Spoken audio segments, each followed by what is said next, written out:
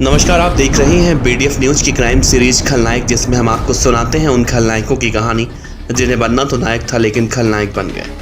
तो आज के इस एपिसोड में हम बात करेंगे दुर्लभ कश्यप ने किस बीजेपी के नेता के बेटे को किडनैप किया था और किडनैप करने के बाद उससे फिरौती भी मांगी गई थी, जिसके बाद दुर्लभ कश्यप और उसके साथियों पर 10,000 रुपए का इनाम घोषित हुआ था। लेकिन इसके लिए इस वीडियो को आपको पूरा देखना होगा। चलिए शुरू करते हैं। जब दुर्लभ कश्यप को उज्जैन के एसपी ने उसके गैंग के 23 सदस्यों के साथ गिरफ्तार किया था तो उसे बाल सुधार गृह भेजा गया।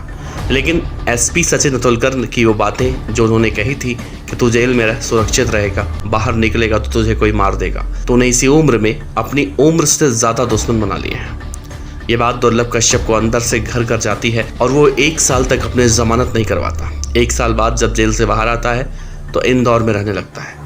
जेल से बाहर आने के बाद दुर्लभ कश्यप अपने आप को बहुत बड़ा डॉन समझने लगता है और इसी कड़ी में 24 जनवरी 2020 को वो दिन आता है जब दुर्लभ कश्यप के गैंग के 2 लोग स्थानीय बीजेपी नेता राजेश बोराना के 20 साल के बेटे स्वप्नेश बोराना को किडनैप कर लेते हैं। दुर्लभ कश्यप गैंग के जो 2 लोग इस अपहरण में शामिल होते हैं उनका नाम शानू और रोशन था। किडनैप करके उसके बाद स्वप्नेश को अपने अड्डे पर ले आते हैं। बीजेपी नेता राजेश बोराना के बेटे स्वप्नेश बोराना को लेकर दुर्लभ कश्यप के गैंग के लोगों को यह शक था कि वो उनके गैंग के लोगों की मुखबिरी करता है। क्योंकि ये मामला बीजेपी के नेता के बेटे से जुड़ा हुआ था तो पुलिस ने इस मामले को गंभीरता से लिया और इस मामले में दुर्लभ कश्यप के गैंग के सदस्य शानू और रोशन के साथ 2 और बदमाशों को भी गिरफ्तार किया था। मीडिया रिपोर्ट की माने तो स्वप्नेश के अपहरण के बाद आरोपियों ने उसे मारा पीटा भी था और उसका एक वीडियो भी बनाया था और आरोपियों ने यह भी धमकी दी थी कि जब तक वो उन्हें रुपए नहीं देता तब तक मारपीट के वीडियो को वायरल करते रहेंगे।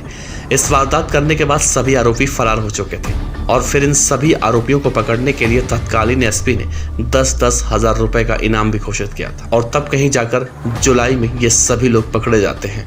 हालांकि इस मामले में दुर्लभ कश्यप किसी तरह से बच निकलने में कामयाब हो जाता है और फिर वो उज्जैन आ जाता है। लॉकडाउन भी इस दौरान खत्म हो चुका था। धीरे धीरे सब कुछ अनलॉक हो रहा था। उज्जैन में दुर्लभ कश्यप की माताजी रहा करती थी जो इस दुनिया में फिलहाल नहीं है। तो उज्जैन में आने के बाद दुर्लभ कश्यप फिर से अपने दोस्तों के साथ घूमना फिरना पार्टी करना सब कुछ शुरू कर दिया था। इंदौर से उज्जैन आया 2 महीने हो चुके थे। 2 महीने से वो उज्जैन के अब्दालपुरा में अपनी माताजी के साथ रहा करता था। क्योंकि दुर्लभ कश्यप का तब उतना नाम नहीं था जितना नाम आज है, तो पुलिस ने भी सोचा कि दुर्लभ कश्यप बच्चा है, सुधर गया होगा और अपना ध्यान हटा लिया। और फिर आ गया वो दिन जिस दिन दुर्लभ कश्यप हेल्लाबाड़ी इलाके में चाय पीने गया था। वो तारीख थी 7 सितंबर 2020। उसके बाद क्या हुआ आप सभी को पता है। दुर्लभ कश्यप आज जितना फेमस है, अगर इतना फेमस उस समय होता तो शायद जिंदा होता। क्योंकि इसके पीछे एक सबसे बड़ी वजह यह है कि दुर्लभ कश्यप के ऊपर पुलिस की नजरें होती। क्योंकि दुर्लभ कश्यप का नाम उस समय था लेकिन इतना नहीं जितना आज है। शायद इसीलिए पुलिस ने भी दुर्लभ कश्यप को हल्के में लिया और उसे नज़रअंदाज कर दिया, जिसके बाद इतनी बड़ी घटना देखने को मिली जिसने एक साथ कई जिंदगियों को तबाह कर डाला। जैसे वो चाय वाला जिसने जेल में आत्महत्या कर ली, दुर्लभ कश्यप की माताजी पुत्र वियोग में चली गई, दुर्लभ कश्यप के चाचा और खुद दुर्लभ कश्यप। अगर उस रात दुर्लभ कश्यप चाय पीने भी नहीं गया होता या फिर दुर्लभ कश्यप अपने गुस्से को कंट्रोल कर लिया होता तो आज ये चारों जिंदगियां नहीं जाती। इस वीडियो पर आप अपनी राय जरूर रखिएगा और दुर्लभ कश्यप के बारे में बहुत जल्दी कुछ अगली वीडियो लेकर हम आएंगे।